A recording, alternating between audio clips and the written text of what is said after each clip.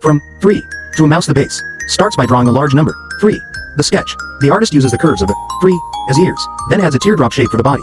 The details, small eyes, whiskers, and a long curly tail are added to bring the little mouse to life. 2. From 5. To a bird the base. Begins with a stylized number. 5. The sketch. The top bar of the 5 becomes the bird's head, while the curved bottom forms the chest and wing. The details. The artist adds a beak, an eye, tail feathers, and tiny claws gripping a branch. It's then colored in a bright yellow. 3. Creating an eggplant the shape. Instead of a number, the artist draws a jagged, crown shape for the stem, the body. A long, bulbous oval is drawn underneath the finish. It is colored with a vibrant purple gradient and a green stem.